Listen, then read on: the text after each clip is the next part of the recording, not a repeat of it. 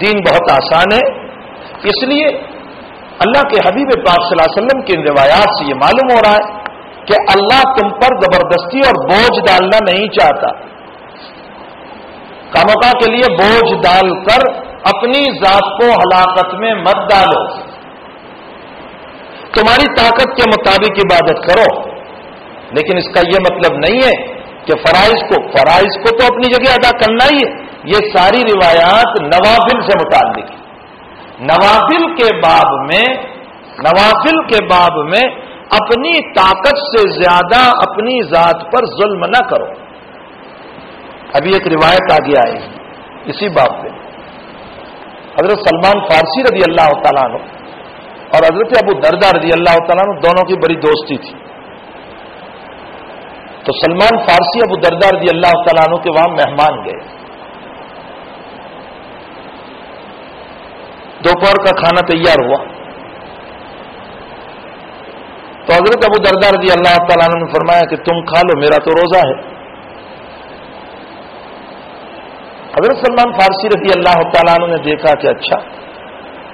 ادھر بیوی کا حال دیکھا کہ وہ ویسے ہی فتح پرانے کپڑے، کوئی خاص اچھے کپڑے نہیں. تو فرمایا کہ بھابھی جان تمہارے یہ کپڑے ایسے تم اچھی نہیں رہتی اپنے شوہر کے ساتھ. فرمایا تمہارے بھائی کو مجھ سے رغبت کہاں ہے؟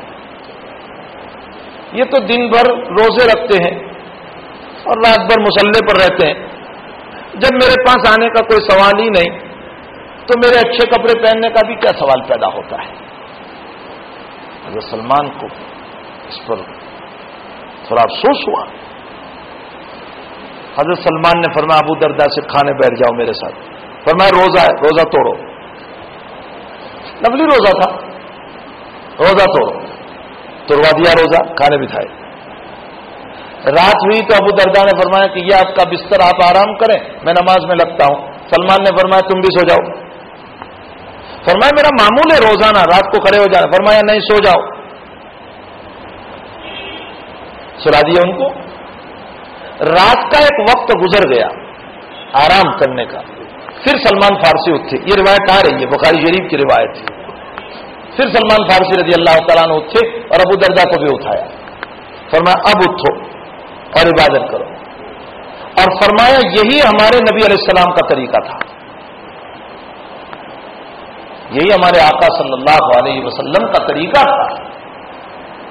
اللہ کے نبی رات میں سوتے بھی تھے، نماز بھی پڑھتے تھے، روزہ بھی رکھتے تھے، روزہ چھوڑ بھی دیتے تھے. حضرت عائشہ فرماتی ہے کہ تم نبی کو کسی خاص دن میں روزہ رکھتے ہوئے دیکھنا چاہو تو بھی تمہیں ملیں گے، اور کبھی تم یہ سوچو کہ آج میں دیکھوں کہ روزہ نہیں ہے تو بھی تم کو اللہ کے نبی بغیر روزے کے ملیں گے. معلوم ہوتا ہے کبھی روزہ کبھی چھوڑ دیتے. فرمایا تم رات میں آؤ، اگر یہ دیکھنا چاہو کہ نبی سوئے ہوئے ہیں تمہیں سوئے ہوئے ملیں گے. کبھی یہ دیکھنا چاہو کہ نماز پڑھ رہے ہیں، نماز پڑھتے ہوئے ملیں گے. تو آپ نے یہ باوجود کہ آپ جتنے اللہ کو پہچانتے ہیں اتنے ہم تو نہیں پہچانتے. آپ جتنے اللہ سے ڈرتے ہیں اتنے ہم تو نہیں ڈرتے اللہ سے. پھر آپ کی عبادت کا عالم یہ ہے. اسی لیے حافظ ابن حجر عسقلانی رحمۃ اللہ علیہ نے جو محدث کبیر ہے بقول میرے حضرت شیخ یونس صاحب دامت برکاتہ، فرمایا کہ حضرت حافظ ابن حجر عسقلانی رحمۃ اللہ علیہ کا ان کے بعد کے تمام محدثین پر احسان ہے. بہت بڑے آدمی، محدث کبیر، انہوں نے ایک دعویٰ کیا ہے کہ کسی ادنا روایت سے پوری رات نبی کریم صلی اللہ علیہ وسلم کا جاگنا ثابت نہیں ہے. آپ جاگ لو، اس سے انکار نہیں. اگر آپ کو عبادت کرنا ہے آپ جاگو، لیکن سنت سمجھ کر نہیں. بتانے کا مطلب یہ ہے اللہ کے حبیب پاک صلی اللہ علیہ وسلم. اور کیوں نہیں آپ پوری رات جاگے؟ اس لیے کہ اگر آپ پوری رات جاگتے تو امت کا کیا ہوتا. تو حضرت سلمان فارسی رضی اللہ تعالیٰ عنہ ابو دردہ سے فرماتے سو جاؤ، سلا دیا. ایک وقت گزرنے کے بعد فرمایا اب اٹھو عبادت کرو. اور اس کے بعد فرمایا تمہیں معلوم نہیں ہے نبی علیہ السلام نے فرمایا ہے لِعَيْنِكَ عَلَيْكَ حَقٌّ، تمہاری آنکھوں کا بھی حق ہے، وَلِجَسَدِكَ عَلَيْكَ حَقٌّ، تمہارے جسم کا بھی حق ہے، وَلِزَوْجِكَ عَلَيْكَ حَقٌّ، تمہاری بیوی کا بھی حق ہے، بیوی کے حق کو پورا کرو، جسم کے حق کو پورا کرو، آنکھوں کے حق کو پورا کرو۔ حضرت شاہ وسیع اللہ صاحب رحمۃ اللہ علیہ کے ملفوظ میں نے ایک عجیب بات سنی۔ مولانا فرماتے ہیں کہ اپنے بدن کو راحت پہنچانا، اپنے بدن کو راحت پہنچانا مطلوب شرعی ہے، یعنی شریعت میں باقاعدہ نبی نے بیان کیا ہے۔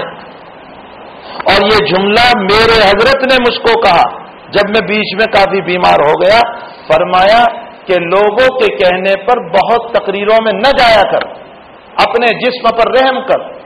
تو میں نے کہا حضرت لوگ مانتے نہیں، فرمایا لوگ مانتے نہیں، سب کو مار کر نکال دے، سب کو نکال دے مار کر۔ فرمایا آرام کر، اس لیے کہ حضرت نے حدیث سنائی وَلِجَسَدِكَ عَلَيْكَ حق، تیرے جسم کا تجھ پر حق ہے۔ اس لیے جو لوگ حضرات علماء کو ہر وقت لے کر چلتے رہتے، حضرت یہاں بیان وہاں بیان فلاں بیان فلاں بیان، ایک بہت بڑا مسئلہ ہے، وہ بیچارہ ہمارے شرم کے نہیں بولے گا، لیکن اس کے جسم کے تعب کے خلاف ہوگا، اس کے جسم کی ضرورت سے زائد کا مسئلہ ہو جائے گا۔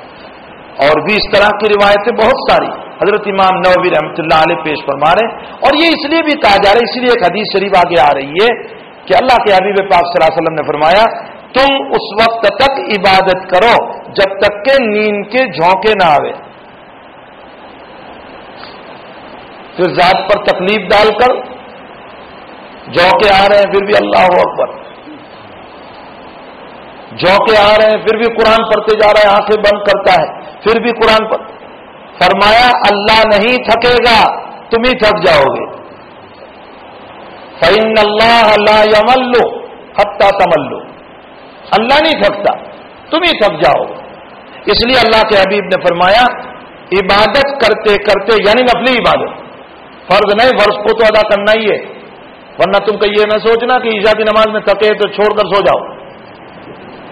نوافل کا مسئلہ ہے، فرمایا نوافل میں جب تک نیند نہ آئے نشاط ہو عبادت کرو، اور جب نیند آنے لگے نشاط نہ رہے تو بند کر دو، سو جاؤ۔ کیوں؟ اللہ کے حبیب پاک صلی اللہ علیہ وسلم نے فرمایا اگر تم اسی حالت میں عبادت کرتے رہو گے تو کیا ہوگا؟ فرمایا لا یدری، چونکہ دماغ تو نیند میں مخمور ہو چکا ہے، جھونکے آ رہے ہیں، تو حال کیا ہوگا؟ لعلہ یذهب یستغفر فیسب نفسہ، فرمایا استغفار کرنے کو جا رہا ہے اور نیند کی بنیاد پر بجائے استغفار کے اپنی ذات کے لیے بد دعا نہ کر دے۔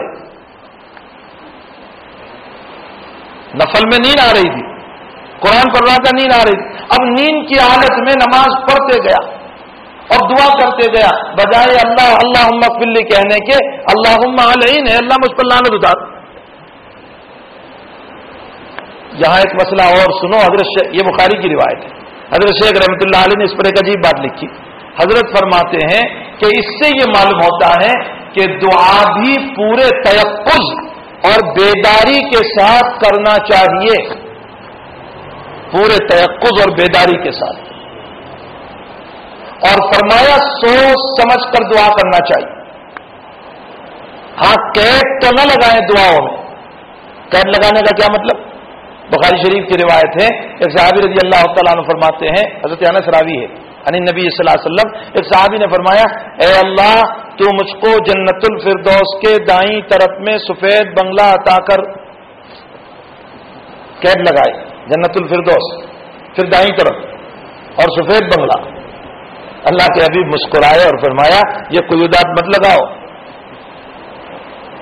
یوں کہو اللہم آتنی جنت الفردوس، اللہ ہمیں جنت الفردوس عطا فرما۔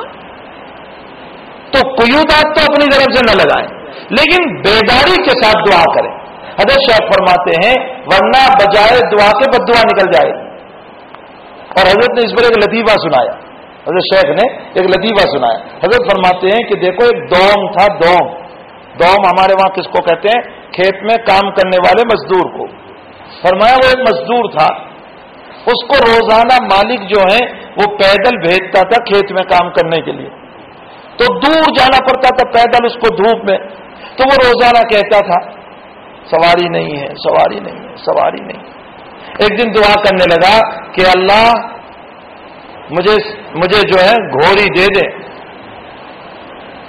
یہ نہیں بولا سواری دے دے، فرمایا مجھے گھوڑی دے دے۔ حضرت شیخ رحمۃ اللہ علیہ فرماتے ہیں کہ اس نے کھیت میں دعا کی، چونکہ بیتاب کا دعا تو قبول ہو گئی، اتنے میں گاؤں کا چودھری اور سرپنچ اس علاقے میں اپنی گھوڑی پر سوار ہو کر نکلا تھا اور اس کی گھوڑی حاملہ تھی۔